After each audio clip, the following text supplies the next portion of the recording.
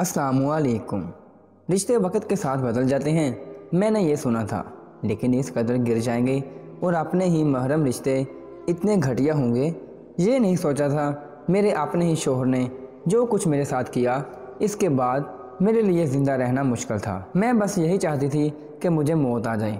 اپنی ساس کے ہاتھوں پیر بابا کا دم کیا پانی پیتی، لیکن وہ پانی میری بربادی تھا۔ جب میں نے ایک دن وہ پانی نہ پیا تو اپنے شوہر کا اصلی روپ دیکھا۔ میرا شوہر تو مجھے غیر مردوں کے سامنے۔ میرا نام ملیحہ تھا اور میری عمر صرف 18 سال تھی۔ میں بہت ہی خوبصورت تھی اور اس لیے کم عمری سے ہی میرے لیے رشتے آنے شروع ہو گئے تھے۔ میری اماں بھی چاہتی تھی کہ میں جلد سے جلد اپنے گھر کی ہو جاؤں، کیونکہ میری بھابھیوں نے گھر میں مجھے تو نوکرانی بنا دیا تھا۔ دونوں بھابھیوں نے سارے گھر کے کام میرے ذمہ ڈال دیے تھے اور وہ دونوں کسی مہارانی کی طرح عیش کرتی۔ میری اماں بھائیوں کے سامنے یہ بات اس لیے نہ کہتی کہ میری اماں دونوں بھائیوں کے آسرے ہی زندگی گزار رہی تھی۔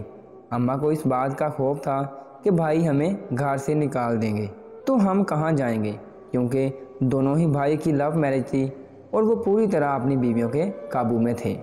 ایسے میں میرے لیے ایک دن ابا کے دور کے رشتہ داروں سے کسی کا رشتہ آیا۔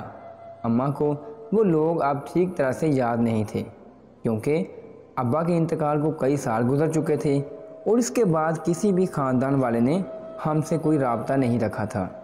لڑکے کی اماں رشتہ لے کر آئی تو مجھے اپنے برابر میں بٹھا لیا اور میری خوبصورتی کی تعریف کرنے لگی اور ساتھ ہی میرے مرحوم باپ کو بھی یاد کرتی رہیں۔ وہ بہت ہی پیسے والی تھیں اور انہیں ہم سے جہیز کے نام پر کچھ بھی نہیں چاہیے تھا۔ وہ تو بس سادگی سے مجھے رخصت کروا کر لے جانا چاہتی تھی۔ جاتے جاتے وہ مجھے اپنے بیٹے کی تصویر دے کر چلی گئیں اور 2 دن کا وقت بھی دے دیا۔ وہ جلد ہی اپنے بیٹے کی شادی کرنا چاہتی تھی۔ میں نے اماں سے چھپ کر وہ تصویر دیکھی تو میری آنکھیں کھلی کی کھلی رہ گئیں۔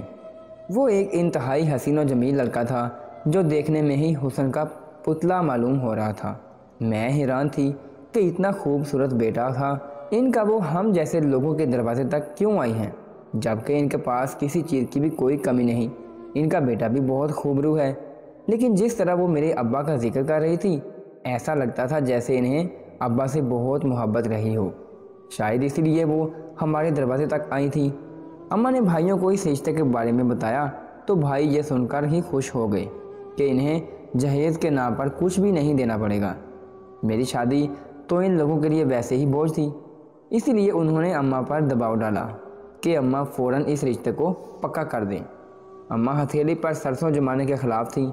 اماں نے بھائیوں سے کہا کہ پہلے تم دونوں لڑکے اور اس کے گھر والوں کے بارے میں معلومات حاصل کر لو اور پھر ہی میں شادی کروں گی۔ اگلے دن ہی دونوں بھائیوں نے آ کر اماں کو مطمئن کر دیا کہ وہ لوگ بہت ہی اچھے ہیں اور کوئی غیر بھی نہیں، ابا کے رشتہ دار ہیں۔ اماں بھی مان گئی۔ میری جلد ہی شادی ہو گئی اور میں بیاہ کر اپنے سسرال آ گئی۔ سسرال میں سب ہی خوش تھے۔ میری ساس نے بہت گرم جوشی سے میرا استقبال کیا تھا اور مجھے سر آنکھوں پر بٹھایا تھا۔ شادی کی رات ہی مجھے احساس ہو گیا تھا کہ میں عبید کے لیے بہت ہی خاص ہوں۔ جس طرح عبید نے مجھ پر اپنی محبت اور توجہ نشاور کی تھی، میں خود کو دنیا کی خوش قسمت ترین لڑکی سمجھ رہی تھی۔ عبید اور اس کی اماں دونوں ہی میرا بہت زیادہ خیال رکھتے۔ روزانہ مجھے زبردستی میوہ جات کھلاتے، جوس پلاتے اور یہاں تک کہ طاقت کی دوائیاں بھی کھلاتے۔ عبید کو میں ہمیشہ ہی بہت کمزور لگتی اور وہ اسی بات کو لے کر مجھ سے پیار سے غصہ بھی کرتے رہتے کہ میں اپنا خیال کیوں نہیں رکھتی۔ دن بہت ہی تیزی سے گزر رہے تھے اور میں بہت خوش اور مطمئن تھی، لیکن شادی کے 6 ماہ بعد بھی ابھی میں امید سے نہیں ہوئی تھی۔ اکثر ہی میری ساس باتوں باتوں میں مجھ سے پوچھ لیتی کہ کیا تم ابھی ماں نہیں بننا چاہتی؟ میں نے اس کو صاف صاف بتا دیا کہ خدا کی طرف سے دیر ہے۔ آہستہ آہستہ مجھے احساس ہو رہا تھا کہ عبید کو بھی بچے بہت پسند ہیں اور وہ بھی بچے چاہتے ہیں کہ میں جلد ہی ان کے بچے کی ماں بن جاؤں۔ وہ جب بھی مجھ سے بات کرتے تو آنے والی اولاد کے مستقبل کے لیے ایسے پنے بنتے کہ میں حیران رہ جاتی۔ میرا بھی دل چاہنے لگا کہ اب میں بھی ماں بن جاؤں۔ میں اپنی اماں سے ملنے کے لیے اپنے گھر گئی تو وہ بھی مجھے سے سوال کرنے لگی۔ اس وقت مجھے احساس ہوا کہ شادی کے فوراً بعد ہر کسی کی زبان پر ایک ہی سوال مچلنے لگتا ہے۔ میری ماں نے مجھے کہا کہ کسی ڈاکٹر کو دکھا لو۔ شادی میں اپنے گھر واپس آئی تو اگلے ہی دن میں نے اپنے شوہر کو کہا کہ میں کسی ڈاکٹر کو دکھانا چاہتی ہوں، اس نے مجھے بھی اولاد کی تمنا ہے۔ میری بات سن کر عبید نے عجیب سی نظروں سے مجھے دیکھا اور کہنے لگے، ابھی ہماری شادی کو وقت ہی کتنا ہوا ہے، تم کیوں ڈاکٹر کے پاس جانے کی بات کر رہی ہو؟ سکون سے اپنی زندگی گزارو، جب ہمارے نصیب میں اولاد ہوگی ہمیں مل جائے گی۔ عبید کی بات سن کر میں حیران رہ گئی تھی، کہاں وہ ہر وقت بچوں کی باتیں کرتے تھے، اور جب میں ڈاکٹر کے پاس جانے کی بات کر رہی تھی تو ان کا رویہ بالکل ہی بدل گیا تھا۔ عبید کو بزنس ٹور پر 1 مہینے کے لیے دبئی جانا تھا۔ میں بہت زیادہ اداس ہو گئی تھی کہ ان کے بغیر میرے لیے یہ 1 مہینہ گزارنا بہت ہی مشکل تھا۔ میں کیسے ان کے بنا رہوں گی؟ وہ چلے گئے۔ ان کے جانے کے بعد میری ساس مجھے کہنے لگی، میں تمہیں ایک پیر بابا کو دکھاتی ہوں، ان کے عمل سے لڑکیاں جلد ہی حاملہ ہو جاتی ہیں۔ پیر بابا کا نام پر ہی میرے رونگٹے کھڑے ہو گئے، کیونکہ میں نے آج تک کبھی ایسی جگہ نہیں گئی تھی، اور پھر میں جانتی تھی کہ اگر میں اس بارے میں عبید کو بتاؤں گی تو وہ بہت ناراض ہوں گے۔ عبید نے تو ڈاکٹر کو ہی نہیں دکھانے دیا تو وہ عامل بابا کے پاس جانے کی اجازت کیسے دیتے؟ یہی سوچ کر میں نے اپنی ساس کو انکار کر دیا۔ اگلے دن میری ساس بازار گئیں تو میرے لیے بوتل میں پانی لے کر آئیں اور مجھے بتایا کہ میں واپسی پر پیر بابا کے پاس چلی گئی تھی اور انہیں تمہارے بارے میں بتایا۔ پیر بابا نے تمہارے لیے پانی دیا ہے، اسے 1 مہینہ پینے سے تم حاملہ ہو جاؤ گی۔ میری ساس نے سونے سے پہلے خود ہی مجھے 1 گلاس میں پانی ڈال کر دیا اور میرے کمرے میں ہی بیٹھ گئی۔ عبید کی غیر موجودگی میں بھی وہ میرا اتنا زیادہ خیال رکھ رہی تھی کہ میں انکار نہ کر سکی اور پانی پی لیا۔ میں خود بھی تو اولاد کی خوشی چاہتی تھی۔ عبید کو گئے 2 دن ہی ہوئے تھے، ان کے آنے تک تو عامل بابا کا علاج بھی مکمل ہو جاتا۔ مجھے پانی پلانے کے تھوڑے دیر بعد میری ساس اپنے کمرے میں چلی گئی اور میں سونے کے لیے لیٹی تو مجھے فوراً ہی نیند لگ گئی۔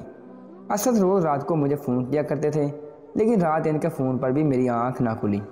صبح جب میں سو کر اٹھی تو میرا سارا جسم درد کر رہا تھا اور میرے لیے کھڑا ہونا بھی بہت مشکل تھا۔ میں نے سائیڈ والے میز پر پڑا موبائل اٹھایا تو یہ دیکھ کر میری جان نکل گئی کہ عبید کی 50 سے زیادہ مس کال میرے فون پر موجود تھیں۔ جب سے عبید گئے تھے مجھے ایک دن بھی ٹھیک سے نیند نہیں آئی تھی، شاید اسی لیے رات میں بہت گہری نیند سو گئی۔ میں نے عبید کو دوبارہ فون ملایا لیکن عبید نے میرا فون نہیں اٹھایا، شاید وہ مصروف ہو گئے تھے۔ میری نظر گھڑی پر پڑی تو یہ دیکھ کر میرے ہوش اڑ گئے کہ دن کے 12 بج رہے تھے۔ میں تو صبح 9 بجے تک اٹھ کر اپنی ساس کے ساتھ ناشتہ کیا کرتی تھی۔ میں بہت حیران ہوئی اور فریش ہو کر نیچے گئی۔ میری ساس کھانا کھا چکی تھی، مجھے دیکھ کر مسکرانے لگی اور کہتی، آج تم نے بہت ہی وقت لگا دیا ہے، تمہیں معلوم ہے کہ میں شوگر کی مریضہ ہوں اور اتنی دیر تک بھوکی نہیں رہ سکتی، اسی لیے میں نے ناشتہ کر لیا ہے۔ عبید کا بھی فون آیا تھا، تمہارے بارے میں پوچھ رہا تھا، میں نے بتا دیا کہ تم تو ابھی تک اٹھی ہی نہیں ہو۔ ساس کی بات سن کر مجھے شرمندگی کا احساس ہو رہا تھا اور اس بات کا بھی بہت دکھ تھا کہ میری عبید سے بات نہیں ہو پائی۔ اب رات سے پہلے وہ دوبارہ فون نہیں کرنے والے تھے۔ میں نے اکیلے ہی بیٹھ کر ناشتہ کیا اور پھر نوکروں کے پیچھے پھر کر گھر کے کام کاج کرواتی رہی۔ رات تک میرے ذہن میں ایک ہی بات گھوم رہی تھی کہ عبید نے میرا بہت انتظار کیا ہوگا اور شاید وہ مجھ سے ناراض بھی ہوں گے۔ رات میری ساس دوبارہ پانی لے کر میرے کمرے میں آئی۔ میں نے پانی کا گلاس ان سے لے کر پی لیا۔ کافی دیر تک وہ میرے ساتھ بیٹھ کر مجھ سے باتیں کرتی رہیں، لیکن پھر اچانک مجھے بہت زیادہ نیند آنے لگی تو وہ مجھے آرام کرنے کا کہہ کر اٹھ گئیں۔ آج کی رات میں سونا نہیں چاہتی تھی، مجھے ویسے بات کرنی تھی۔ میں ایسے ہی تکیے سے ٹیک لگا کر بیٹھی رہی، لیکن اس کے باوجود بھی مجھے کب نیند آ گئی مجھے پتہ ہی نہیں چلا، اور ایک دفعہ پھر میری آنکھ صبح کے 12 بجے ہی کھلی۔ میرے موبائل پر عبید کی ڈھیروں مس کال موجود تھیں۔ میری آنکھوں میں آنسو آنے لگے تھے۔ نہ جانے عبید مجھے سے کتنے خفا ہوں گے اور بات کرنے کے لیے تڑپ رہے ہوں گے، لیکن میری نیند نے سب کچھ خراب کر دیا۔ آج سے پہلے مجھے کبھی ایسی نیند نہیں آئی تھی کہ فون بجنے پر بھی میری آنکھ نہ کھلے۔ میں فریش ہو کر گئی تو مجھے یقین تھا کہ میری ساس ناشتہ کر چکی ہوں گی۔ شرمندگی کے عجیب سے احساس نے مجھے گھیر لیا تھا۔ میں اپنے آپ سے ہی غصے ہو رہی تھی۔ ناشتہ کر کے میں اپنی ساس کے کمرے میں گئی تو 2 پرانی تصویر میں کھول کر بیٹھی ہوئی تھی۔ مجھے دیکھ کر مسکرا اٹھی۔ مجھے اپنی ساس پر بہت پیار آیا، جنہوں نے مجھے برا بھلا کہنے کی بجائے مسکرا کر میری طرف دیکھا تھا، ورنہ عموماً ساس میں تو بہو کے دیر تک سونے پر ان کا جینا حرام کر دیتی ہیں۔ میری ساس نے تصویروں میں مجھے میرے ابا کی بھی بہت سی تصویریں دکھائیں۔ میری ساس نے بتایا کہ ابا اور وہ بچپن سے ہی ساتھ پلے بڑے تھے، لیکن میری ساس کی شادی کے بعد ان کا سب سے ملنا جلنا ختم ہو گیا۔ میری ساس سارا دن مجھے اپنے اور ابا کے ماضی کے قصے سناتی رہتی، جو اتنے مزے کے تھے کہ میں ہنس ہنس کر پاگل ہو گئی۔ رات پھر میری ساس میرے لیے پانی کا گلاس لے کر آئیں تو نہ جانے میرے دل میں کیا خیال آیا کہ میں نے باتیں کرتے کرتے پانی کا گلاس پینے کی بجائے ہاتھ میں ہی پکڑ کر رکھا۔ باتیں کرتے کرتے میری ساس کا فون بجنے لگا تو وہ مصروف ہو گئی، اور میں نے موقع دیکھتے ہی سائیڈ میں رکھے روم باکسر میں پانی کا گلاس انڈیل دیا، جس کا میری ساس کو ذرا بھی اندازہ نہ ہوا وہ نہ جانے کس سے بات کر رہی تھی کہ بات کرنے کے لیے اٹھ کر مجھ سے کافی دور چلی گئی تھی۔ جب وہ پلٹ کر آئیں تو میرے ہاتھ میں پانی کا خالی گلاس دے کر کہنے لگی کہ میں نے سونے کے لیے جا رہی ہوں، تم بھی آرام کرو اور عبید کا فون اٹھا لینا، وہ 2 دن سے تمہیں بہت یاد کر رہا ہے۔ ساس کے جانے کے بعد بھی آنکھیں بند کر کے لیٹ گئی۔ آج مجھے بالکل بھی نیند نہیں آ رہی تھی، اس لیے مجھے یہ خوف نہیں تھا کہ مجھے نیند لگ جائے گی۔ مجھے لیٹ کر زیادہ دیر نہیں گزری تھی کہ جو کچھ میرے سامنے ہوا اسے دیکھ کر میرے رونگٹے کھڑے ہو گئے۔ مجھے یقین نہیں آ رہا تھا کہ جن رشتوں پر مجھے خود سے زیادہ اعتبار ہو گیا تھا وہی رشتے مجھے اس طرح دھوکہ دیں گے۔ مجھے لیے آدھا گھنٹہ ہی گزرا تھا کہ جب میرے کمرے کا دروازہ کھلا اور عبید میرے کمرے میں چلے آئے، لیکن وہ تنہا نہیں تھے بلکہ ان کے ساتھ کوئی اور مرد بھی موجود تھا۔ عبید کو آدھی رات کو اپنے کمرے میں دیکھ کر میں حیران رہ گئی۔ وہ تو آسٹریلیا گئے ہوئے تھے، پھر واپس کیسے آ گئے؟ عبید میرے قریب آئے اور میں نے جو چادر اپنے اوپر ڈال کر لیٹی ہوئی تھی اسے کھینچ کر ہٹایا اور اس کے بعد خود ہی اپنے ہاتھوں سے میری حالت بگاڑنے لگے۔ میں حیران تھی کہ وہ میرے ساتھ کیا کر رہے ہیں، لیکن مجھ میں اتنی ہمت نہیں تھی کہ میں آنکھیں کھول کر انہیں بتاؤں کہ میں سو نہیں رہی ہوں بلکہ میں جاگ رہی ہوں۔ عبید نے دیکھتے ہی دیکھتے میرا حلیہ نازیبہ کر دیا تھا، شاید مجھے کسی موم کی گڑیا کی طرح ہلا جلا رہے تھے۔ عبید نے خود ہی میرا لباس بھی تبدیل کر کے مجھے ایک چھوٹا سا نائٹی لباس پہنا دیا تھا، اور اس کے بعد ان کے ساتھ آئے مرد نے میری تصویریں بنانی شروع کر دی تھیں۔ میرے ساتھ اتنا سب کچھ ہو رہا تھا، لیکن اب بھی میرے لیے یقین کرنا مشکل تھا کہ میرا شوہر میرے ساتھ ایسی بے حیائی بھی کر سکتا ہے۔ عبید تو مجھ پر جان نچھاور کرتے میری صحت کا خیال رکھتے تھے، لیکن مجھے کبھی ان کا یہ روپ بھی دیکھنے کو ملے گا میں سوچ بھی نہیں سکتی تھی۔ ساری رات میں ان کے لیے کوئی ماڈل بنی رہی جس کی طرح وہ نازیبہ تصاویر لی گئیں، اور ساتھ ہی ساتھ وہ خود بار بار میرے موبائل پر فون بھی کرتے رہے۔ کچھ وقت پہلے مجھے پہلے کی طرح ٹھیک کر کے چلے گئے اور میں بستر پر پڑی آنسو بہانے لگی۔ دن کے 12 بج چکے تھے اور مجھ میں اتنی ہمت نہیں تھی کہ میں اٹھ کر اپنے کمرے سے باہر نکلتی۔ شام تک میں بھوکی پیاسی اپنے کمرے میں ہی پڑی رہی تو میری ساس خود میرے کمرے میں چلی آئیں اور کہنے لگی کہ آج تو تم اپنے کمرے سے باہر ہی نہیں آئی، سب خیر تو ہے؟ مجھے نہیں معلوم تھا کہ میری ساس میرے شوہر کے اس گھناؤنے فعل میں شریک ہیں یا نہیں، اسی لیے میں نے خاموشی اختیار کی اور ان سے کہہ دیا کہ میری طبیعت کچھ ٹھیک نہیں ہے۔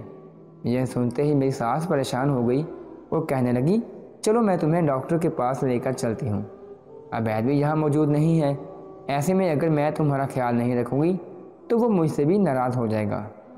میری ساس مجھ سے پوچھ رہی تھی کہ رات تمہاری عبید سے بات ہوئی یا نہیں؟ میں نے کہہ دیا کہ نہیں، میری کوئی بات نہیں ہوئی ہے، میں نے ڈاکٹر کے پاس جانے کے لیے بھی منع کر دیا تھا۔ مجھے سمجھ نہیں آ رہا تھا کہ میں اس معاملے کو کس طرح انجام تک پہنچاؤں اور کیسے اپنی ساس کو بتاؤں کہ میرے شوہر نے ساری رات میرے ساتھ کیا کیا ہے۔ مجھے یقین تھا کہ میری ساس کو اس بارے میں بالکل بھی علم نہیں ہوگا۔ وہ ایک سیدھی سادی سی محبت کرنے والی عورت تھی جو میرے ابا کی محبت میں مجھے بہو بنا کر لائی تھی۔ میری ساس نے میرا کھانا میرے کمرے میں ہی بھجوا دیا تھا اور ساتھ ہی کچھ دوائیاں بھی۔ میں منہ ہاتھ دھو کر بولی انسان نے میرے ساتھ ایسا کیوں کیا کہ جب کہ میری محبت ان کے لیے بالکل خالص تھی۔ اکیلے بیٹھے بیٹھے مجھے بے چینی ہو رہی تھی، مجھے تازہ ہوا کی ضرورت محسوس ہوئی تو میں کمرے سے باہر نکل آئی۔ سارے گھر میں گھومتے پھرتے میں اپنی ساس کے کمرے کے باہر پہنچی تو ان کے کمرے کا دروازہ کھلا ہوا تھا۔ اور اندر سے باتوں کی آواز آ رہی تھی۔ میرے ساس فون پر عبید سے بات کر رہی تھی اور وہ عبید کو میری طبیعت کی خرابی کا بتا رہی تھی۔ یہ سوچ کر مجھے سکون کا احساس ہوا کہ میری ساس واقعی بے قصور ہیں۔ ان کے لہجے میں میرے لیے بہت فکر تھی۔ اس سے پہلے کہ میں ان کے کمرے میں داخل ہوئی، کچھ ایسے جملے میرے کانوں میں پڑے کہ میری روح فنا ہو گئی۔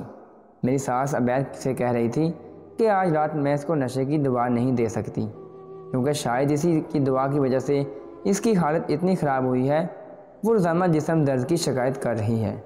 ایسا نہ ہو کہ سونے کا انڈا دینے والی مرغی ہمیشہ کے لیے حلال ہو۔ اپنی ساس کی بات سن کر میرے قدموں تلے سے زمین نکل گئی اور میں دروازے پر ہی کھڑی رہ گئی۔ وہ کہہ رہی تھی، عبید 1-2 دن صبر کر لو، اس کے طبیعت کچھ بہتر ہو تو میں دوبارہ اسی نشے کی دوا دے دوں گی اور پھر تم اس کی تصویریں بنا لینا۔ ویسے بھی ہم اس کی ایک تصویر کا لاکھوں روپیہ کما چکے ہیں۔ اس کی خوبصورتی ہمارے بہت کام کی ہے، اس لیے میں نہیں چاہتی کہ وہ کبھی حاملہ ہو، دوا کی زیادتی کی وجہ سے اس کی صحت خراب ہو۔ تم سالوں سے ماڈلنگ کر رہے ہو، لیکن آج تک کبھی ہم نے اتنا پیسہ نہیں کمایا جتنا اس کی تصویروں سے کمایا ہے۔ میں اپنے جس ساس کو بے قصور سمجھ رہی تھی، وہ عبید جتنی ہی قصوروار تھی اور میری نیم برہنہ تصاویر کے ذریعے پیسہ کما رہی تھی۔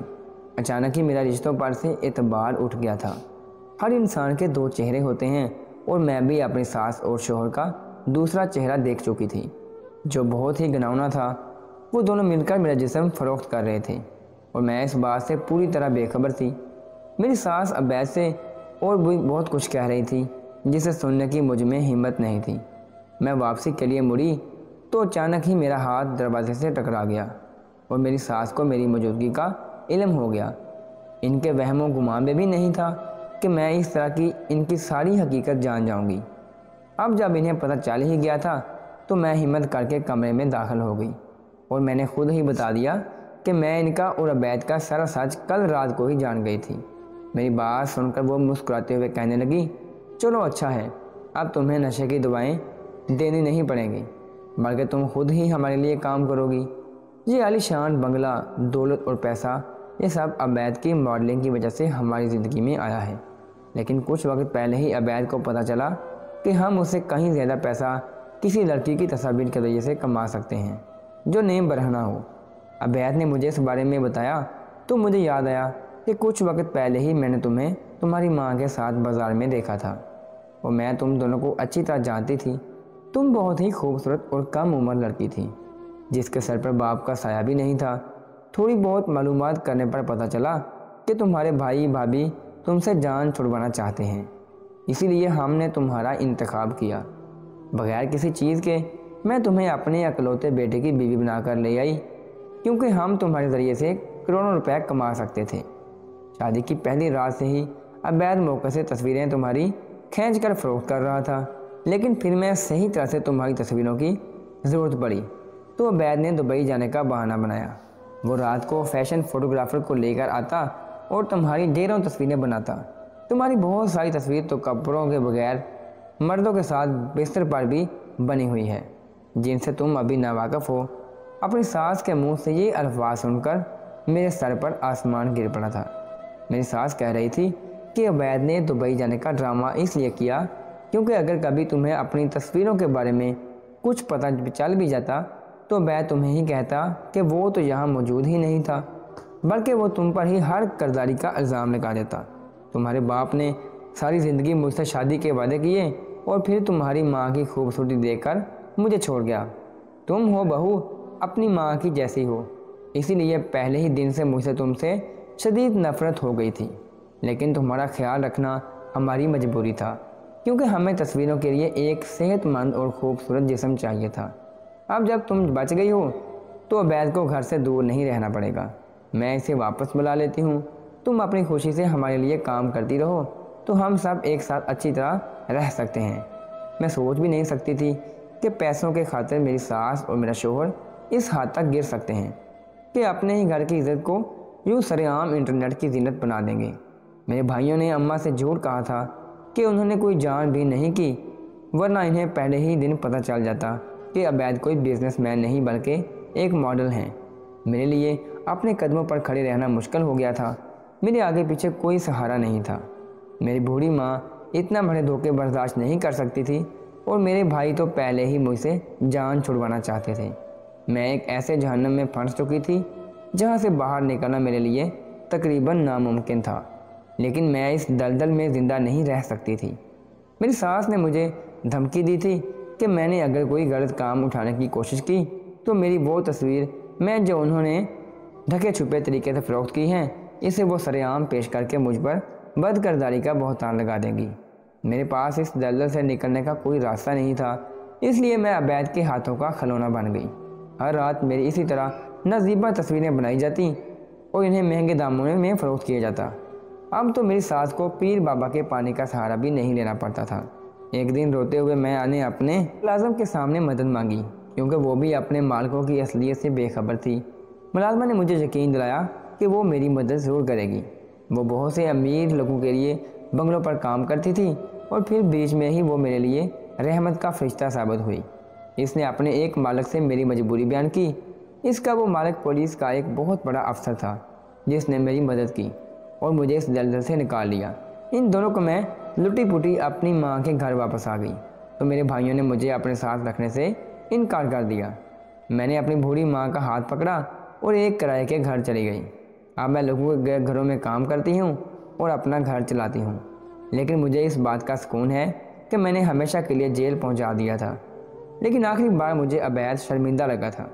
مجھے حیرت بھی ہوئی تھی کیونکہ وہ شرمندہ تھا۔ میرے سامنے اس گھر میں کرتے ہوئے مجھے کافی سال گزر گئے تھے۔